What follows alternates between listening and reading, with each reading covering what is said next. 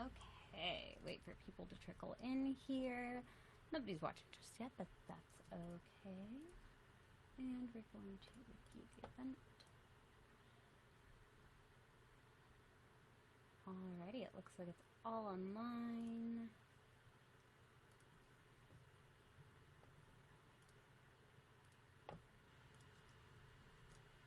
Alright, cool.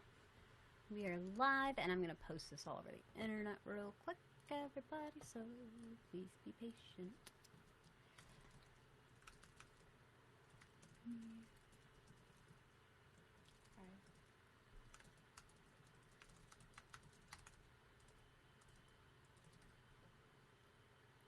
Okay.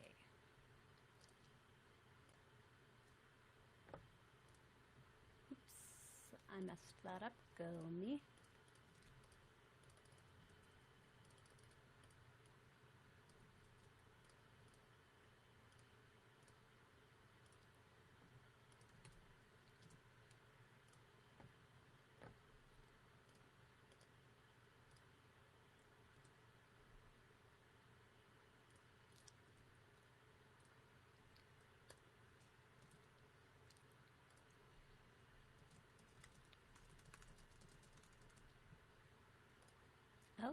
Okay, awesome. Well, it looks like people are starting to trickle in. Hello, everybody. Hi, I'm Bebo, and I am here to talk to you with some very special guests.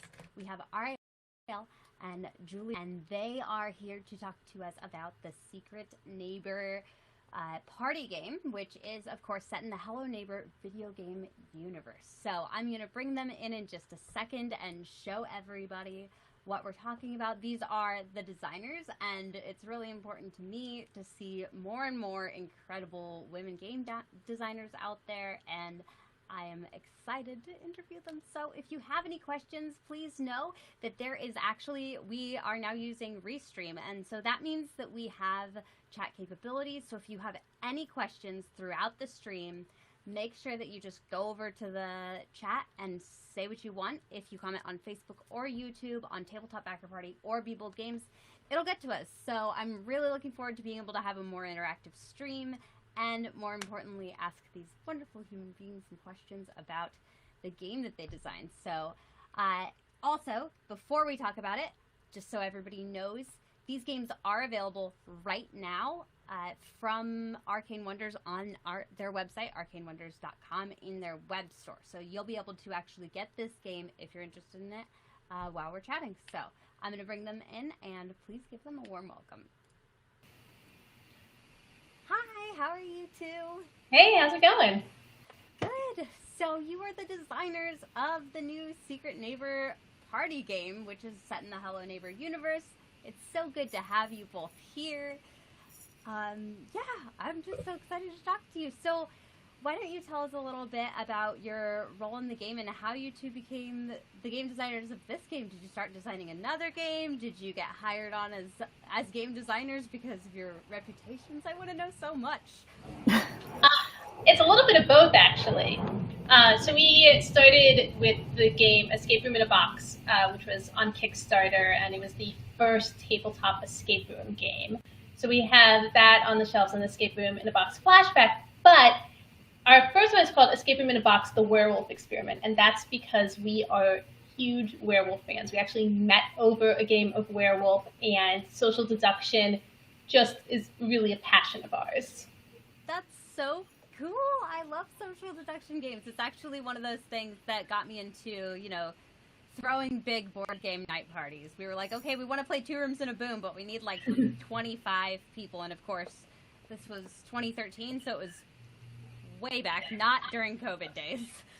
Back when you could do those things. Yeah, Ariel and I actually met over a game of werewolf. I used to host regular werewolf nights, and our mutual friend Jason was like, "You're the two most competitive people I know, so I'm going to throw you together at a social deduction game," because I think he just wanted to watch the world burn. But joke's on him, because we started a career instead. That's amazing. Amazing. So did the two of you become friends after that? And also, were you on the same team or different teams? Like, what's going on here? I need to know the real. I'm pretty sure we were on different teams because Juliana's always a werewolf and I am not. Not always. A lot of times, but not always. A statistically improbable number of times, Juliana is the werewolf. Yes. Or the neighbor. And now we've been able to play test this, because we did a ton of play tests on the game and we ended up playing some of them, and it is statistically impossible. But because people know that we play, that we love social deduction games, Joe LaFavi was a big fan of Hello Neighbor, and he came to us and said, I think that he knew Secret Neighbor was coming out, and he was like, I think that this would make the most amazing social deduction game, and you guys are the perfect people to do it. So he was the one who brought us in. So it was a little bit both that we were already game designers and this, reputation that we had for loving social deduction. So did you start out game designing making escape rooms then? Escape room in a box. That was our very first game that we ever made. Yeah, we we were lifelong passionate gamer fans, and then when escape rooms became a thing, we were like, this is so amazing. And then I had regular game nights, and we wanted to have an escape room at home. And it didn't exist. We couldn't find it. And we were like, why doesn't this exist in the world? It was just too good of an idea to not create. And so we made it, and it launched the whole thing. And now there's lots of escape rooms in a box. It seems like everybody's followed suit and copied what you were doing, right? Followed the trends. Yeah, that's incredible. You started a whole industry trend because of the game night. Like, what a great, I love that. So, what do you do for your day jobs? This is it. This is what you do full time. Yeah, we spend all of our time designing games. We do, in addition to tabletop games, we do a lot of other things in the gaming world. So we'll work with film and television to do, press mailers or marketing activations, stuff like that. We've worked on live events like conventions or music festivals. We're working with the Santa Monica Pier right now, which is a beautiful historic space here in California, to create a historical puzzling tour app for them. That should be out in the next few weeks. We're so excited about it. So really anywhere we can put games and puzzles to increase audience interaction, which is really most places. We think it makes most things better. We put puzzles. Makes everything more fun. Yeah. Yes. Sorry, there's a little bit of lag right now going on with Restream, so go for it. I'm probably just a second behind you. Our company's tagline, I guess, is new ways to play. So, for us, it's always about trying to figure out, what haven't we done yet, and what would be interesting to do and new. And Hello Neighbor, the Secret Neighbor party game, was a way to really delve into that for us, to figure out maybe things that haven't been done yet with the social deduction genre, and how to create the social deduction game that we most wanted to play. Yeah, and honestly, games that are social deduction games right now are really hot because of the whole COVID situation. So people are playing more games online, and as soon as COVID is over, people are going to be rushing to spend time together. So I know that people are going to want this game so much as soon as we are all able to see each other again. Well, we've actually been working on Zoom rules as well, so that even right now when this game comes out, you'll be able to just read the Zoom rules variant. And it works so well because really social deduction is about the interaction and talking to your friends and reading them and seeing how guilty you think they are. So we came up with some fun ways to still have the cards and the trading and everything like that. But it was a pretty seamless transition to playing this game over Zoom. We were really pleased. I'm very excited. I am going to literally go back buy this game right now so I can play it with my Discord channel. We are currently playing a bunch of social deduction games like Among Us, and we are not playing with video. We're just playing with audio chat. But these guys are pretty easy to read, and I don't think they realize that I don't need video to tell when they're lying. Well, you'll have to get, so the one thing is like just like with the Exploding Kittens Zoom variant, everyone does have to own the game. Or every household has to. But once you all have it, it really works over Zoom. It's very fun. That is so cool. Oops, we lost her. That's okay. Oh. We say about the same things all the time anyways. Because you can read each other's minds because you're such good friends, right? Yeah, we basically share one brain at this point. Like we were talking about how, Ariel, frankly, in terms of years known, is one of my newer friends, but in terms of sheer hours spent together, she's probably I know her the best of anyone in my life. Hello, children. I'm live streaming. Please exit my bedroom. Thank you. That's why I locked my door to my office. Please close my bedroom door. Yeah, I normally do. I did not realize it was unlocked. But also, my daughter is 10 and figured out how to unlock my bedroom door when... yeah. She was like, I just need a hanger and I can just pull this thing up. And I was like, Luckily, my 9-year-old is not yet lock-picking. Hopefully, that remains the case. Oh, my 10-year-old's dad got her a lock-picking kit. Oh, no. Yeah, so I'm... It's a terrible gift. I know. I felt the same way. But speaking of keys, there are a bunch of adorable cardboard keys in your game. Oh, they are not cardboard. Oh, yeah, Ariel's back. They're not cardboard. They're actually gorgeous, plastic keys. Arcane Wonders did such an amazing job, but they're actual, thick, heavy, real... You feel so accomplished when you get your keys. They're so heavy. I know. They're great. That's so cute. Yeah. So, for people who know nothing about the video game, what is the video game and how does the party game differ from it? Because I haven't personally played the video game. I was trying to schedule it in before now, but then I accidentally adopted a teenager. So the video game, the Hello Neighbor game, essentially the, creepy next door neighbor has something locked in his basement, and Nikki, the kid next door, is trying to figure out what it is. And there's actually a Scholastic book series that we read that goes far more into detail of what the world is. So the Hello Neighbor game is a lot of finding and combining all of these different objects in these really cool ways to try and get into the neighbor's house and, sneak in and unlock things and see what's going on. And then the Secret Neighbor Party game, you're actually playing, with other people, and everyone looks like kids, but some people turn into neighbors who are after the kids. So it was just such a perfect fit for a social deduction game where everyone says they're a kid, but then some people are secretly evil neighbors. So it's very Scooby-Doo-esque, but it's hanging out in the neighborhood. That's so cute. Yeah, it has a really fun kind of creepy feel of, Five Nights at Freddy's sort of feel.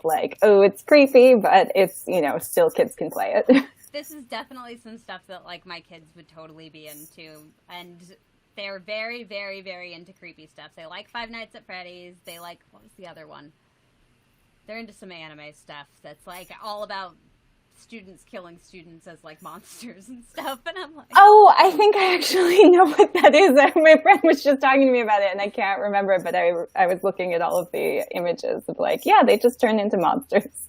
Yeah, it's so funny. But I'm looking forward to, we only have 2 households here, but we're across the street from each other, so Hello Neighbor might be a game we can play on webcam across the street with 1 copy. Yeah, there you go. We did for our testing, they sent us a few early copies of the game, and we would literally portion out okay, you get these 15 cards here, you get these 20 cards, and go drop them off at people's houses and then get everyone on a Zoom together to play. That's and if you end up doing that, and if you end up doing that, spoons can stand in for keys. Okay. That's cool too. I like that. What we've been doing recently with my family, since they're not that much of gamers and they live back in West Orange, New Jersey, We've been having beer and wine tastings together where we order one type to each of our houses because my brother-in-law lives in Austin and my in-laws live in West Orange, and then me and my wife are here. And so we always like have little drinking nights, but now I'm like, how do I get this to turn into a game night as well? This is totally like, I see we have a comment that's like, it must have been such a challenge to have the Zoom rules have the same feel of the game. Yeah. I think it actually, because the heart of the game is about that interaction with the other players, and you're still trading cards, you still have that kind of negotiation of what will you trade. So, wow, we got some music. Sorry. My Amazon Alexa has a mind of its own.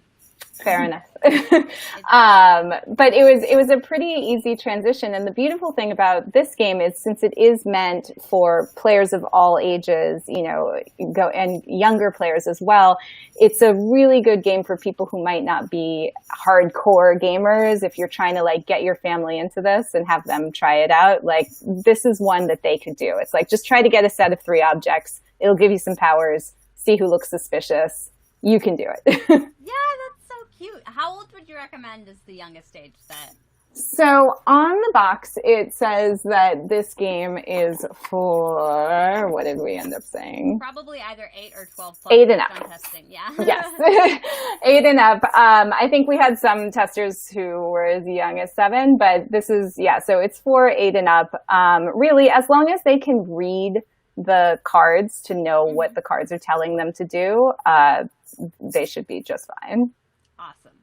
We have kids ranging from 7 to 11 here, so. Oh yeah, I would say as long as the 7-year-old's like a pretty fluid reader, and it's only actually if you explain to them, there's giant beautiful pictures on the cards. I should be showing all of this loveliness that Arcane Wonders put together. So like, each card will tell you what it does and how it does it. But once they're familiar with the game, they can just be like, oh, okay, I have a flashlight. I know this is going to let me steal something. So once they know the game, they don't even need to be able to like be super fluent readers. And we play tested with younger kids. We play tested with as young as 8, and in that case, it'd be a little harder to do now, but if they're siblings, they can. A lot of the kids chose to play together, which was very interesting. Aww. But there was one kid in the group who couldn't read yet, and they paired with somebody who could read, and it all worked out just fine. And Juliana was showing us, so what we did is, Juliana was mentioning all the objects from Hello Neighbor. They're on the card, so we were able to like integrate, and you get to play with the thing. If you're a fan of the video game, you get to play with the things that the video game that you get to use in the video game, and they have different roles in this game, which is really fun. Because this game basically came from my desire to always want to be the seer in Werewolf, or be someone who has that like extra power to help the good team win.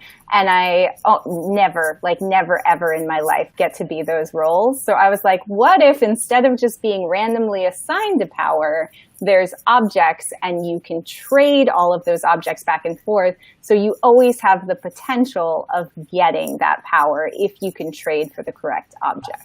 That is so smart. It takes like the randomization out of Werewolf and gives you a way to feel like you're meaningfully in control of a social deduction game. Exactly. And you can choose, like, right now, am I feeling really vindictive and I just want to work on getting trash cans and trashing someone's hand? Or do I want to be more like an investigator right now and try to get the boxes, like look and see who might have what roles? So it really lets you play the style of social deduction that you want to play, and you can change it midway through the game. That's so cute. Oh, yes. And Robert made a great point, which is that the board game also comes with a special code to unlock an exclusive neighbor skin for the Secret Neighbor video game, which is very important because this is going to be the only way that you can get that skin. So you need this game, everybody. Yeah, and so now you've made this game. It's up for pre-order. If you want to order it now, you get an early copy of it. It looks like because it's up so it's on the Arcane Wonders site right now, so you can go and get an early copy of it through the Arcane Wonders site. That's just Arcane. I think it's shop.arcanewonders.com. I'm going to post a link in the comments for everybody. Perfect. But I got it right. It is shop.arcanewonders.com. And then it should be available everywhere-ish starting on October 7th. That's when it has the wider release. Perfect. And that'll be where at? Wider release should be hopefully at your friend local gaming store, online, all of the places. Awesome. And then if you do want to get it and play it over Zoom, it will be a downloadable PDF that gives you the Zoom rules and a leader mat, because whoever is playing as the leader will need this mat basically to keep track of everything. Oh, that's fantastic. I love that idea so much. I can't wait to see this. And more importantly, honestly, I can't wait to see what the two of you come up with next. After this, too, I love seeing designers on the scene, especially if you started, like, you know, not everybody is Eric Lang or I don't know who's famous in the board game industry anymore. Give us a minute. You know, when I met Eric Lang, it was 2012, I think, and nobody had heard of him. And so now I'm like, I get to meet all of these new cool people, and I'm always looking forward to seeing where game designers in the game industry end up, because a lot of my friends started in game design and like ended in politics. Oh. Yeah. Super weird stuff. Game design feels like a friendlier community to be in. It's actually more of like, some of my friends do game design in politics, which is weird, but, you know. Yeah. I mean, it's all about how people interact, right? Yeah, it's about reaching people, psychology mostly, honestly. Yeah, I feel like we've learned a lot of psychology from just watching playtests over and over. You learn so much about how people work, how they interact. You can see the dynamics that exist in a group where, you know, one person might claim in a game that needs a leader, like, I'll be a great leader. And then you end up seeing, like, no, that other person would have been a much better leader. And it becomes so clear when you watch it, but people have different ideas of who they are. Honestly, if kids were not so sensitive, I would just say, like, let's throw all of the kids into social deduction games in, like, kindergarten and just get them used to observing social interaction this way, right? I have to say, though, on that point, and in terms of the playtesting we've done for this, like, I've seen kids be a lot more calm than adults. Like, there's a lot of adults who maybe need to learn some more composure, and I've seen children, like, I don't know, often the kids seem to have been a little bit more like, this is a fun game, and adults are like, this is the most important thing, and if you lied to me, you're terrible. That's definitely happened to me before in games of Werewolf, where I'm like, oh, I'm gonna leave. Yeah. This is getting intense. Yeah. Yeah, I was like, you shouldn't be this angry because you accused me of being a werewolf, and I was like, that sounds like something a werewolf would say. You should be expecting these things. Yeah, I do think that maybe kids these days are a little bit more prepared for that type of interaction because they've grown up playing Roblox and hidden identity games and things like that online, so... Yeah, I think they have a big sense of play, so they're always willing to just kind of jump in and be like, okay, you know, like last time I was the bad guy, this time you be the bad guy. Like they're already kind of in that world of just, you know, sometimes we pretend to be the bad guy and sometimes we're the good guy. Yeah, I agree. Maybe that's it. Adults don't play pretend enough. Yeah, this gives them a chance to. Oh, and I see Robert, we should mention, the game will be available at friendly local gaming stores, Amazon, Target, and Barnes & Noble. So on October 10th, Target.com. Right? October 7th-ish. October 7th-ish. Yes. Which means 2 days before if you're at Target, because that's what always happens. Yeah, true. Awesome. Well, I do want to ask one more question. It's quarantine. We're all stuck inside, but... what are some of your favorite games to play in case somebody watching is interested in a new game other than this one, of course? I, in quarantine, have been playing a lot of Azul and Sagrada. They kind of have that fun puzzly element that I love so much. So those have been hitting my table a lot recently. And then there's also some really fantastic puzzle games and escape room games out there. Bluefish Games does the Curious Elevator of Mr. Hanks and the Curious Stairs of Mr. Hanks, and they have a monthly Gazette, all of which have just delightful puzzles. Highly recommend. And then also in the puzzle world, I think you can still get the Emerald Flame by Rita Orlov from Post Curious. I believe you can still get that. The Kickstarter is done, but I think you can pre-order it. And then coming to Kickstarter in a week or two, our friends from September 24th, our friends from Hatch Escape, which is an amazing escape room in LA, have a Kickstarter launching called Mother Frankenstein, and it's an interactive novel with puzzles. Tommy is a best-selling author, and they just have genius puzzle minds, so it's a really fantastic puzzle game people should be on the lookout for. That sounds absolutely incredible, and I will put that on my calendar. Ariel, what about you? Well, she somewhat stole my answer. We do have the same brain. You started with the tabletop games, and then and so I was like, okay, great, I'll do the puzzle games. But I would add to that, though, that there's a lot of virtual escape room games from different companies that are really great and give you some. I mean, you're not leaving your house, but give you some of the immersive experience of being in a different place and solving puzzles. And we've been doing a bunch of those, and they're really fun. Let's see, we've been, I'm thinking about what I play. I've really gotten into which of my games that I used to play with bigger groups play well at 2. So I really enjoy Scythe. It's always been or since it came out, it's been a game I really loved. And Wingspan, both of them from Stonemaier, both of those games play really well at 2. So that's been really fun for me. And I'm just going to turn around and just look at my shelf because that will help my memory. That's totally reasonable. I really love Call to Adventure. We've been playing a lot of Call to Adventure because it's such a great storytelling game, and that anytime you get a chance to sort of tell a story and be in a different place, you get to sit down and read a book, right? Well, Call to Adventure feels like the game version of a fantasy book. That's a good thing right now. That is an amazing escape. I think those are really my 3 top tabletop. Call to Adventure is also just super, super gorgeous. I remember walking by Brother Wise's booth because when they made their first game, I had grabbed a copy and made a how to play video for it just because I was so excited about the game in general. That was one of my first how to play videos, I think. Yeah. Wow.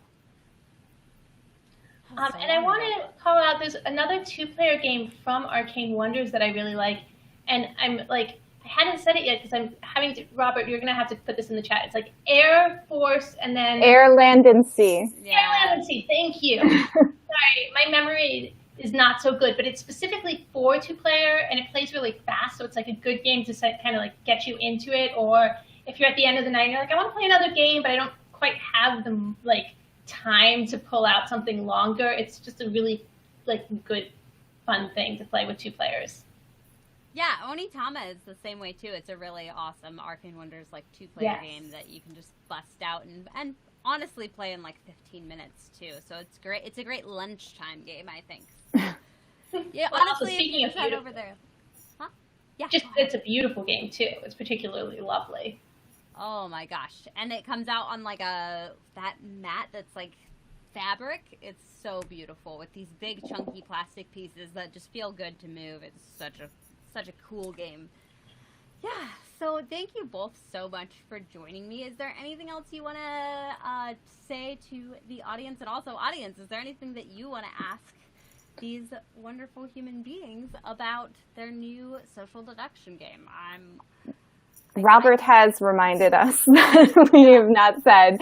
You can check out the rules now via the Dized app, and there will be a full tutorial up on Dized, and so the game will come with a special code that you can put in to get the full tutorial, and it'll actually walk you through everything you need to play the game in the Dized app. So that's super cool, and you can check it out now. Yes, and I've totally got my Dized app thing over there, so I'm actually going to go downstairs and probably let all the kids play this for a little bit. Perfect. I've got 5 of them here right now. There's a lot of children. Yeah.